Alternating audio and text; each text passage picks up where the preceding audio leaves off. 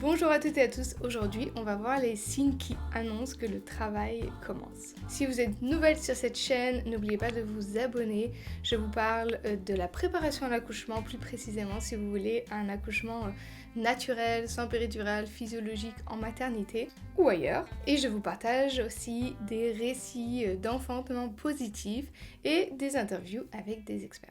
Juste une petite annonce avant de commencer, vous êtes déjà plus d'une centaine à avoir commandé vos cartes pratiques de l'accouchement depuis le lancement début mars, donc c'est assez fou. J'ai du mal à réaliser, donc merci infiniment. Il y a plusieurs d'entre vous qui m'ont envoyé un message pour savoir quand est-ce que ça va être livré, parce qu'on est en production en ce moment, surtout pour celles qui ont leur date vers mai. Normalement, tout est en production en ce moment, donc ça devrait être...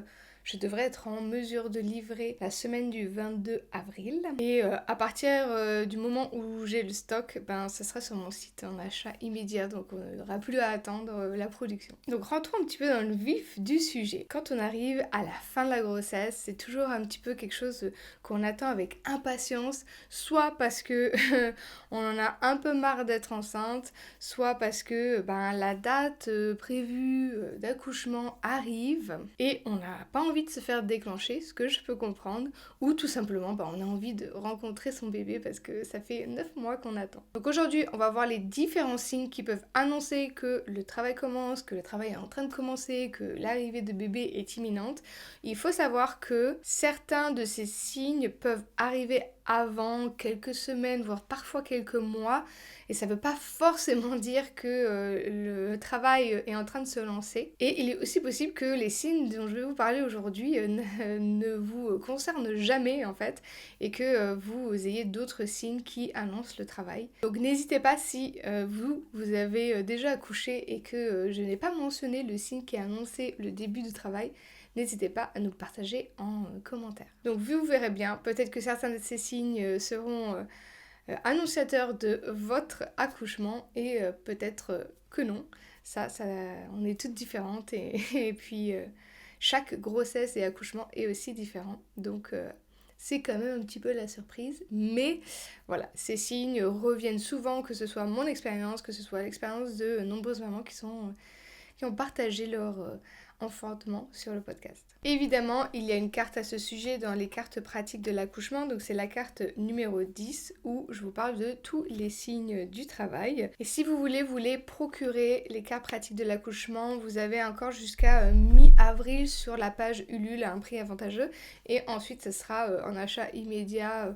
J'enverrai dans les quelques jours, 2-3 jours, sur mon site internet. Donc, rentrons dans le vif du sujet. Les contractions, évidemment, c'est le signe le plus commun qui annonce que le travail est en train de commencer. C'est des contractions qui sont dans le bas du ventre ou le bas du dos. Elles sont supportables et elles vont commencer tranquillement à être de plus en plus intenses et à être de plus en plus régulières. C'est pas la même chose que les contractions qu'on peut avoir pendant la grossesse, qu'on appelle aussi Braxton Hicks, où là, c'est des contractions qui sont pas douloureuses, dans le sens pas douloureuses où elles sont plutôt inconfortables. Elles sont aussi localisées tout autour du ventre, un ventre qui se durcit, pas seulement vers le bas du ventre ou du dos. Souvent, c'est pas dans le dos, en l'occurrence. Et c'est vraiment une sensation de tension de tout l'utérus. Là, c'est pas la même chose que les contractions qui annoncent le début du travail, où là, c'est vraiment focalisé sur le bas du ventre ou du dos, comme un peu des douleurs de règles. Si vous avez des douleurs de règles qui sont très intenses, imaginez un début de douleur. Elles peuvent prendre un petit peu de temps à devenir régulières. Ça peut arriver tout de suite, ou ça peut prendre son temps, des fois même plusieurs jours. Et voilà, si ça continue, si elles s'arrêtent pas, si elles deviennent de plus en plus régulières, de plus en plus intenses, c'est bon signe, normalement on est sur la voie de l'accouchement. Ensuite, on a la perte des os. Alors là, c'est quelque chose qu'on voit dans les films. On se dit, je vais perdre les os, et puis ça va être le début du travail. Dans les films, on les voit, elles ont un torrent d'eau, et en 2 minutes, elles sont à l'hôpital et elles ont leur bébé. Je trouve que c'est une vision qui est assez fausse, parce qu'au final, ce qu'on appelle la rupture prématurée des membranes, donc avant que le travail se mette en place, et ben ça arrive dans très peu de cas au final. Il y a très peu en fait de femmes qui vont avoir la perte des os avant que le travail se mette en place. Ici, je ne parle pas d'une fissure qui peut aussi arriver des semaines, voire des mois, parfois avant, où là, ça va être un petit peu de liquide qui va fuir de la première membrane. Donc là, bébé, il est toujours dans sa poche, toujours protégé. C'est pas la même chose que la perte franche des os. Donc c'est vraiment pas le signe le plus commun. J'ai oublié les pourcentages, mais c'est très peu de femmes qui vont commencer leur travail comme ça. Moi, en l'occurrence, ça a été le cas. J'ai perdu les os à 14 heures et ça s'est accompagné de contractions tranquilles qui ont commencé à être régulières au bout de 2 heures. Donc juste la perte franche des os sans rien qui suit, ça ne veut pas forcément dire que le travail ne va pas se mettre en place. Normalement, dans les 24 heures, le travail commence. Si on est par contre sur une vraie perte des os, donc pas une fissure, avant le terme, là, ça peut être un petit peu plus problématique. Ensuite, on a la perte du bouchon muqueux. Si vous avez aucune idée de quoi je parle, vous n'êtes pas la seule. Le bouchon muqueux, c'est en fait une accumulation de la glaire cervicale qu'on a pendant la grossesse et qui va au niveau du col former un bouchon hermétique pour éviter les bactéries, le passage de bactéries, voilà, et pour protéger le bébé. Comme aspect, c'est un peu collant et la couleur peut varier, elle peut être jaune, rose, un peu verte, un peu marron, parfois il y a même du sang. Donc la perte du bouchon muqueux, elle peut se faire avant le travail, mais si c'est le seul signe qu'on a et qu'il n'y a rien, il n'y a pas de contraction, il n'y a rien d'autre qui se met en place, c'est pas forcément que le travail est imminent. Il faut qu'il y ait d'autres signes qui aillent avec, parce qu'on peut perdre aussi le bouchon muqueux pendant la grossesse à d'autres moments. Ensuite, on a la diarrhée. On est entre nous, hein, mais bon, c'est pas très glamour tout ça. C'est le corps qui va faire de la place, hein, tout simplement. Donc, encore une fois, hein, c'est pas parce qu'on a la diarrhée pendant la grossesse que le travail est imminent.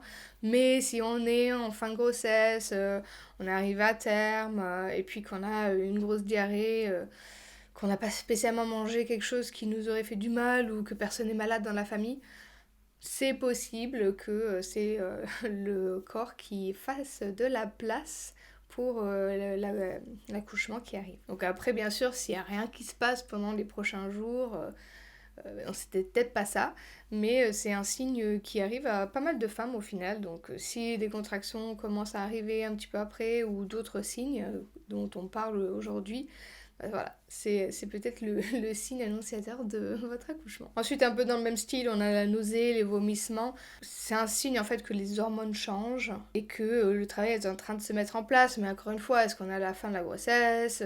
Est-ce qu'il n'y a rien d'autre qui aurait pu vous donner envie de vomir ou de vous donner la nausée? Voilà.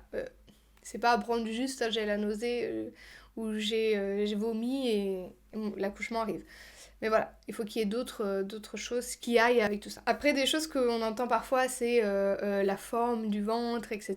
C'est une sensation de lourdeur. Là, on se dit, ah bah tiens, je sens vraiment que mon bébé il est plus bas, ça se voit de profil.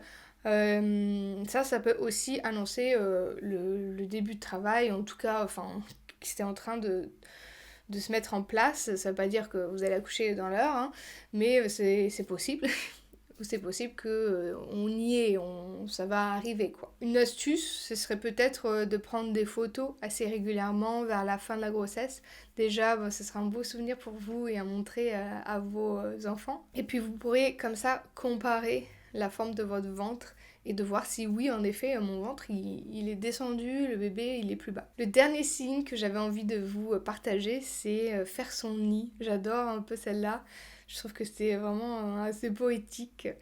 C'est cette sensation vraiment d'urgence, d'avoir envie de tout ranger, de tout désencombrer, d'avoir toutes ces petites choses pour bébé qui sont prêtes. Enfin, vraiment le truc, on est le petit oiseau qui prépare le nid, quoi. le gros nettoyage de printemps. Donc ça veut pas évidemment, encore une fois, forcément dire que juste ça, voilà, on va accoucher dans l'heure, hein.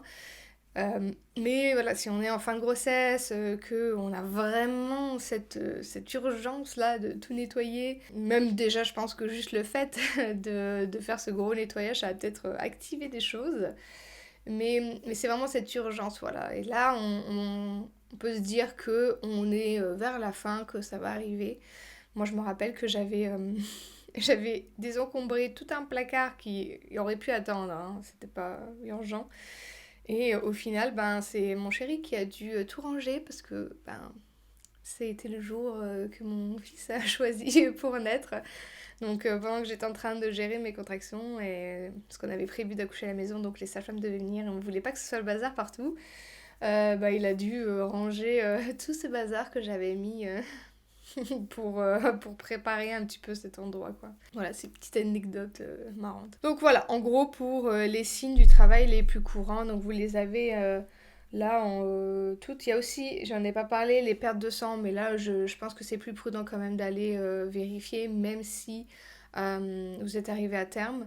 Mon amie qui a accouché en septembre, bah, par exemple, ça a été le début de son travail. Elle a perdu du sang. Ça peut être aussi dû au rapport, donc voilà, c'est toujours un petit peu délicat de juste de rien faire en fait et d'attendre. Après, elle s'est rendue à l'hôpital pour cette raison-là. Elle était à terme, voire dépassée du terme, donc c'était voilà, c'était sa façon de commencer le travail. Mais ça peut un peu engendrer toute une intervention qui est non nécessaire parce que c'est juste simplement comment on commence le travail. Mais ça, on le saura pas et c'est quand même plus prudent quand il y a du sang pendant la grossesse d'aller consulter. Donc voilà, vous avez tout ça dans cette carte-là. Je vous rappelle les cartes pratiques de l'accouchement. Si vous avez eu d'autres signes qui ont annoncé le travail, j'aimerais bien savoir. Ça peut toujours aider d'autres mamans de voir l'expérience d'autres femmes. Et d'ailleurs, voilà, n'hésitez pas à aller écouter les autres récits qu'il y a sur le podcast, parce qu'on a vraiment une multitude de manières différentes de commencer le travail, et là, c'est vraiment celles qui reviennent le plus souvent. Donc comme je vous disais, vous pouvez vous procurer les cartes pratiques de l'accouchement jusqu'à mi-avril sur la plateforme Ulule à un prix avantageux, et après ça, ce sera sur mon site internet, je vous mettrai tous les liens en description. On est déjà, voilà, comme je disais, plus d'une centaine de femmes qui ont pris leur jeu. Enfin, une centaine de jeux commandés, donc je vous remercie infiniment pour votre soutien et j'espère qu'elles vous seront super utiles. N'oubliez pas de vous abonner et je vous retrouve la semaine prochaine pour un récit d'enfantement positif. Bye bye!